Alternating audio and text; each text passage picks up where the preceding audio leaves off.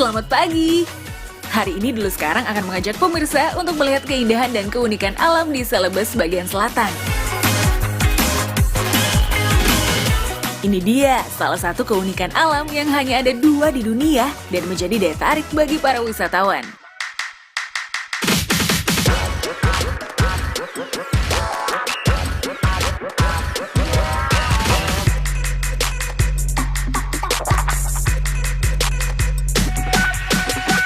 Sebelum menyusuri kawasan bernama Ramang-Ramang ini, kita tanya-tanya dulu yuk, apa sih pendapat para pengunjung tentang kawasan hutan batu? Tadi kami kebetulan naik perahu, pastinya ya kalau kesini naik perahu rame-rame, terus sampai di kampung sana lihat Gunung Kars, Gunung Kapur, terus keliling kampung, jalan-jalan, foto-foto, terus juga singgah di di kafe penginapan. Jadi kita tadi susuri sungai, lari terus masuk ke kampung Kars, kampung Berua. Lalu dari situ kita naik lagi ternyata ada objek baru. Iya, tadi kita sempat lewatin ya. Jadi ada kayak gua-gua gitu. Terus dia kayak pemandangannya tuh kayak ada batu-batu yang pokoknya cakep banget deh.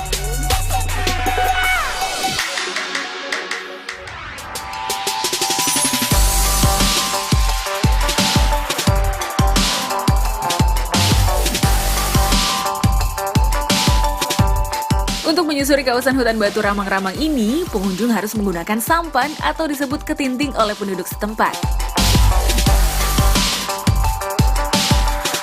Sepanjang perjalanan, mata kita akan disuguhkan dengan pemandangan yang indah banget. Sepanjang tepi Sungai Putih ini banyak ditumbuhi pohon nipah dan bakau yang menjadi ciri khas sungai berair payau. Ada juga gugusan taman hutan batu kapur yang berdiri tegak di tepian sungai.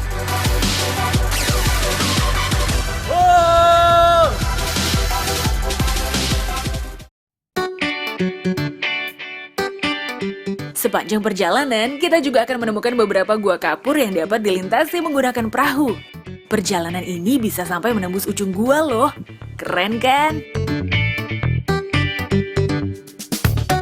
Dulu, gua di Pegunungan Kars ini menjadi tempat tinggal manusia pada masa prasejarah. Awal abad 20, pegunungan di Maros mulai dilirik oleh dunia karena menyimpan beragam bukti kehidupan manusia prasejarah. Nah, kalau sekarang, Ramang-Ramang lebih dikenal sebagai lokasi wisata karena keindahannya.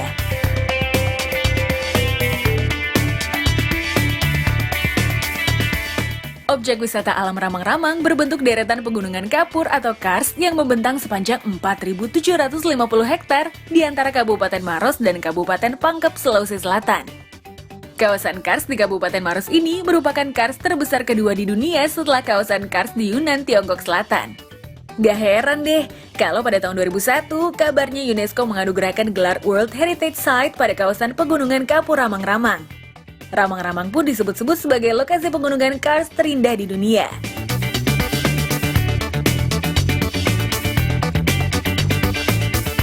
Nah, setelah puas menyusuri kawasan hutan batu dengan ketinting, dari darat kita juga bisa melihat gugusan batu kars yang berada di pemukiman warga.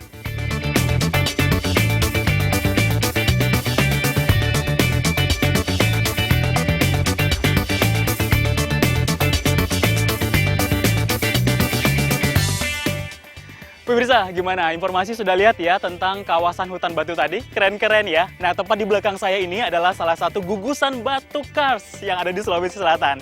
Nah, setelah ini saya mengulik lebih dalam lagi nih, hasil alam yang ada di Sulawesi Selatan. Kira-kira apa saja? Ini dia liputannya.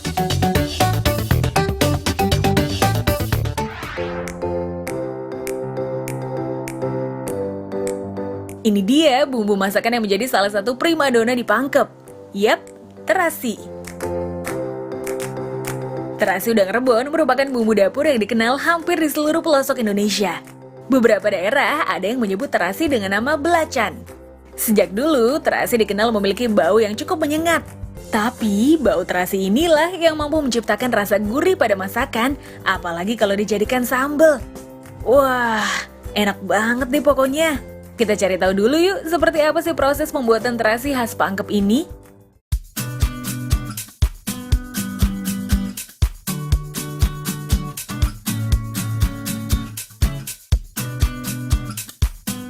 Kita tangkap dulu bahan utamanya, yaitu udang rebon. Pak, sedang cari apa, Pak? Dia cari udang rebung, dulu dibikin terasi, Pak.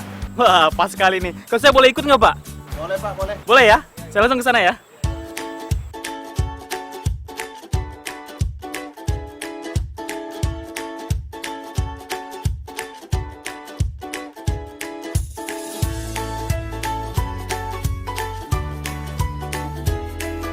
Menangkap udang rebon sebaiknya dilakukan pada pagi hari atau saat air sedang surut. Karena udang jenis ini tidak bisa hidup di perairan yang dalam dan berombak. Pemilik nama latin Acetes ini hidupnya di air payau dan dangkal loh. Tapi jangan anggap remeh dulu ya. Untuk menangkap udang rebon ternyata susah-susah gampang nih. Makanya diperlukan jaring kasa yang halus banget.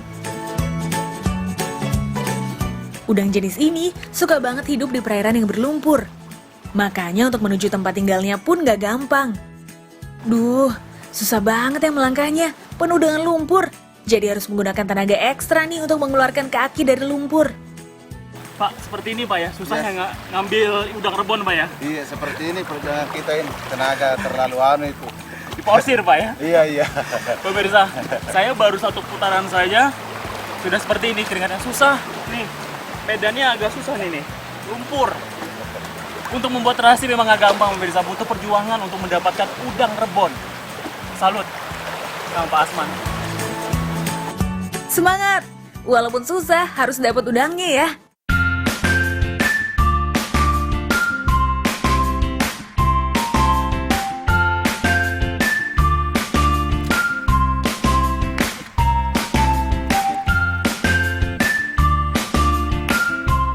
Asik, akhirnya dapat juga udang rebonnya. Si imut udang rebon ini hidupnya juga suka berkoloni atau berkelompok. Jadi wajar saja ya, kalau sekali tangkap jumlahnya langsung banyak. Pak, ini kira-kira ada berapa kilo? Itu cuma kira-kira ada 2 kilo saja itu. 2 kilo saja? Iya, tapi per hari-hari itu untung-untungan yang begini ya, Pak. Kadang saya pernah saya dapat 15 kilo lah, 20 sampai 20 kilo. Tapi kali ini kita kurang beruntung. Udang rebon hasil tangkapan jumlahnya terbilang sedikit. Karena dampak dari cuaca yang berubah-ubah, udang bermigrasi ke tempat lain. Tenang, kita masih bisa kok untuk membuat terasi.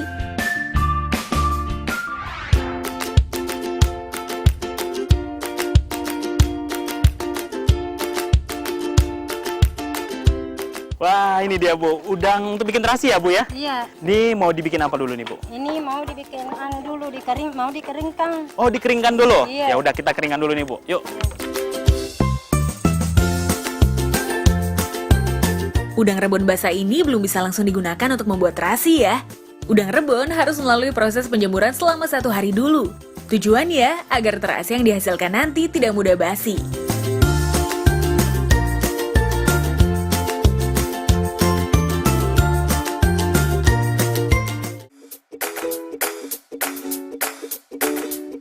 Udang rebon yang kering sudah ada nih.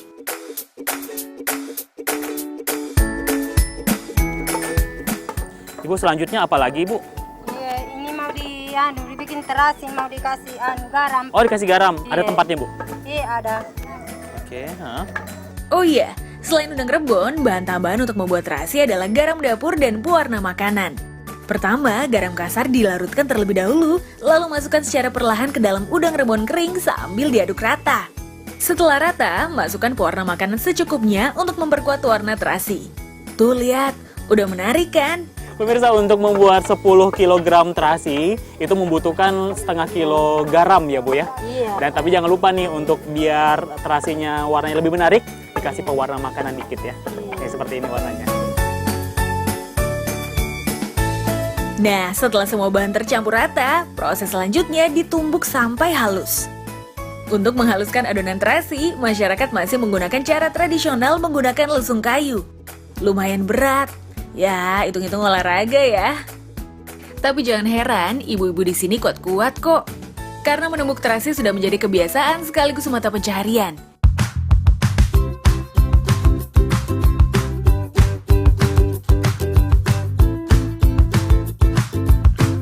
Sekarang sih terasi kemasan buatan pabrik mudah ditemukan di mana saja ya. Tapi terasi tradisional yang dibuat dengan metode zaman dulu seperti ini masih tetap dicari kok. Wah, sudah halus nih adonan terasinya. Lanjut pindahkan ke wadah. siap-siap untuk dicetak.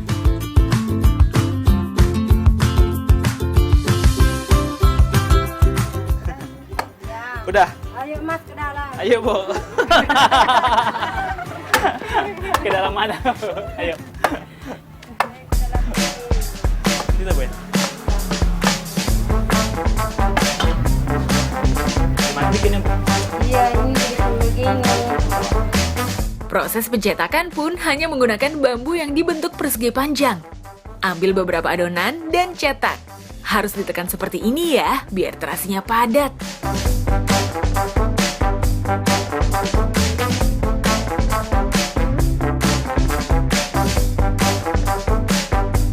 Nah, ini dia pemirsa, terasi khas dari Sulawesi Selatan.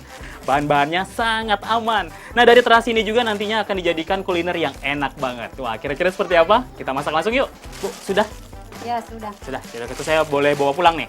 Iya boleh. Oh, boleh, boleh.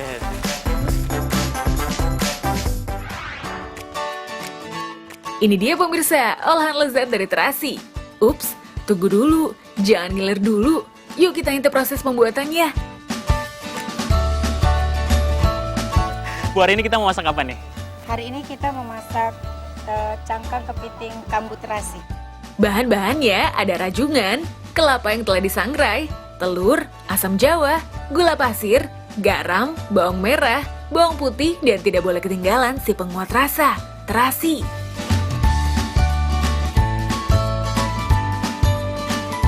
Pertama, haluskan dulu bawang merah dan bawang putih.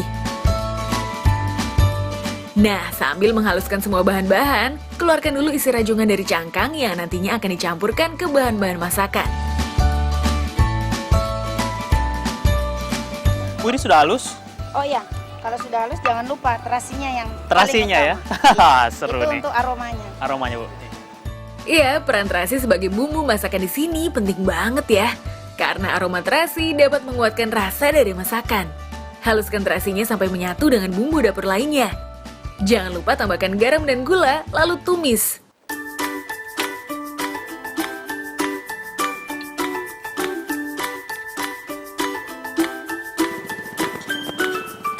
Tumis sampai matang dan mengeluarkan aroma ya. Lalu masukkan air perasan asam jawa. Diamkan sampai mendidih. Sambil menunggu tumisan tadi matang, haluskan kelapa yang telah disangrai. Lalu masukkan ke dalam wadah yang sudah terisi dengan daging rajungan. Aduk hingga rata. Tumisan terasi yang sudah matang kemudian dimasukkan ke dalam adonan rajungan dan kuning telur.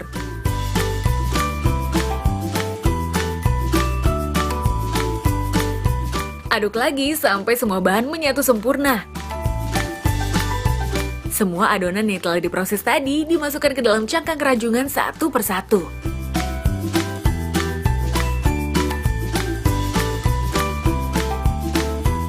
Setelah semua cangkang terisi, saatnya kukus hingga matang selama 20 menit.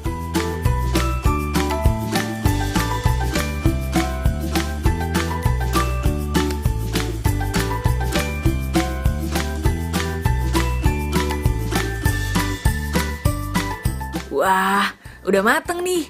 Angkat dan dinginkan sebentar.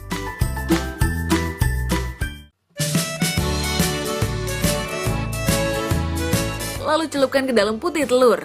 Goreng deh.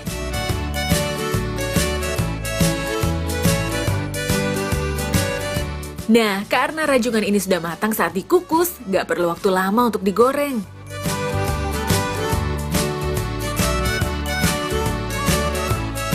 Wah, sudah mateng nih.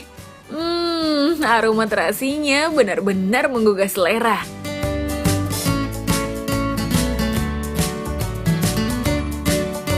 Ini dia, apa namanya, Bu? Cangkang kepiting kambu terasi. Wah, kalau gitu kita langsung makan nih, Bu. Boleh. Ini dia.